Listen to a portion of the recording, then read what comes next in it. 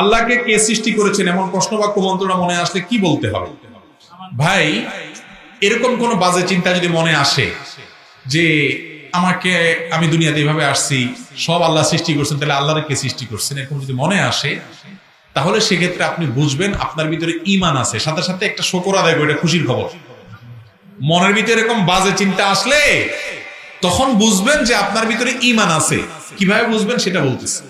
একবার এক সাহাবী, তিনি রাসূল আকরাম সাল্লাল্লাহু আলাইহি ওয়াসাল্লামকে এই কথাটা বলেছেন, ইয়া রাসূলুল্লাহ, আল্লাহ সম্পর্কে আমার মনে বাজে চিন্তা আসে। তখন নবী সাল্লাল্লাহু আলাইহি ওয়াসাল্লাম বলেছেন যে যাকা নাফসুল ঈমান, এটাই তো ঈমান।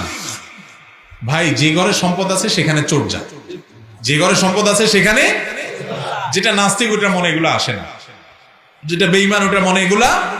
আপনি আল্লাহর প্রতি ঈমান আনছেন, দেখো যে ইবলিস ও তো বসে নাই, ও আপনার মনের ভিতরে খোঁচায়। কি করে খোঁচায়? এই কথা ঢুকায়, ওই কথা ঢুকায়, এই কথা আপনার ফুসলায়, ওই কুমন্ত্রণা দেয়, বিভিন্ন রকমের দৃষ্টাও আপনার মনের ভিতরে করে, যাতে করে আপনি বেঈমান হয়ে যান। এগুলো যখনই মনে আসবে আপনি তখন বুঝবেন যে ও শয়তানের তো ধরে ফেলছি, এটা তো আমারে খোঁচাইতেছে, এটা তো আমারে খোঁচাইতেছে। সাথে সাথে তখন বলবেন আমানতু বিল্লাহ। কি বলবেন তখন? আমানতু বিল্লাহ। আর বাম দিক দিয়া 3 বার থুতু ফেলবেন। মানুষটা দেখে ফেলায় না, থুতু ফেলানো মানে আবার গালবর্তি থুতু না, একবারে শুইর আগে যেরকম থুতু 3 বার ফেলে আমানতু বিল্লাহ পড়বেন। কারণ বাম দিক থেকে শয়তান মানুষকে এই কুমন্ত্রণাটা অ্যাটাকটা করে।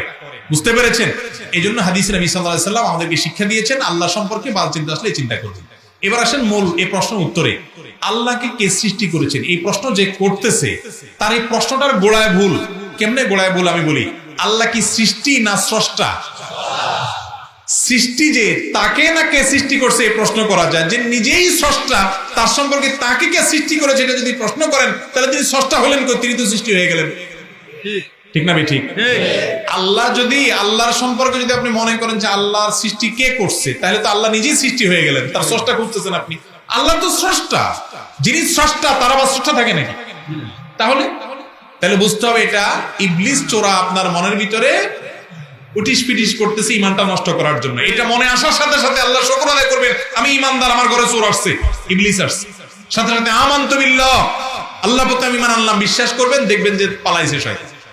আল্লাহ তাআলা আমাদেরকে হেফাজত করুন। আমিন। এরপরে প্রশ্ন হলো, প্রথমে আমার জন্য দোয়া করবেন যেন আমি একজন ভালো মুসলিম হতে পারি। আমার বাড়ির বেশিরভাগ মানুষের লাইফস্টাইল প্যাটার্ন দেখে আমি যেটা বুঝলাম সেটা হচ্ছে তাদের বেশিরভাগই শেষ বয়সে যে নামাজ, দাড়ি, টুপি, সুন্নতের প্রতি যত্নবান হয়েছে, যেটা অবশ্যই প্রশংসনীয়। তবে সেই সাথে সঠিক বয়স থেকে দ্বীন ইসলামকে সঠিকভাবে বুকে ধারণ ও পালন না করার কারণে আতর, টুপি, পাঞ্জাবির প্রতি শেষ বয়সে যত্নবান হওয়া, এদের বেশিরভাগ অংশেরই চিন্তা চেতনা বেশিরভাগ সময়